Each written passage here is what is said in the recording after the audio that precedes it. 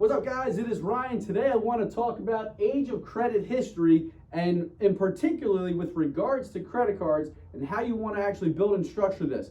Okay, typically what happens is, let's say you have a credit card and that credit card is 3 years old. Okay, you get a new credit card that's brand new. You apply for a brand new credit card. What's going to happen is it's going to drop your age of credit history down.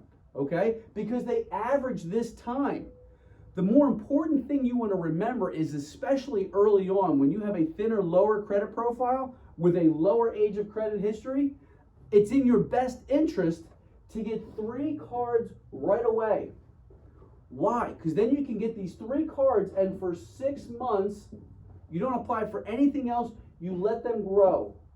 And as the age of credit history for the 3 cards grows, you're building a nice solid foundation. Then when you apply for card number 4 or card number 5, what's going to happen is, because these 3 cards are all established, it's not going to cause your average age of history to drop by too much. Okay? Then once you have your 3 or your 4 cards established, then as you start to apply for the new cards, you want to make sure that you give yourself enough time, which is typically 3 months. You need 3 months. I keep doing that. 3 months. So that you can hit your sign-up bonuses. Your sign-up bonuses can range anywhere from, let's say, $150 to $750. Sometimes that'll be cash back. Sometimes it might be $125K in points. It's all about looking and understanding what points are you going to get, or what cashback bonus are you going to get.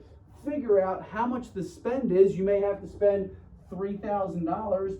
You may have to spend $7,000 to hit the sign-up bonus. But make sure you're spreading yourself out, because the last thing you want to do is apply for a card that has a really nice sign-up bonus and you don't hit it because you went and applied for too many credit cards all at the same time, and now you missed a sign-up bonus.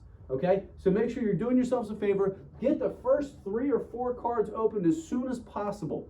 Let those things grow for 6 months to a year, and then every 3 months or every 6 months, apply for a new card based on if you want to travel. Like, let's say you want to go to, let's say you're going to Europe and you want to get an airline credit card, or you want to get a new credit card that's going to give you 100,000 bonus points, like an American Express card, and then you can use those points for free travel. That's one of the best ways for you to use that. It's a good way for you to manage it. It's a great way to understand how the age of credit history works. Do not apply too frequently for too many cards.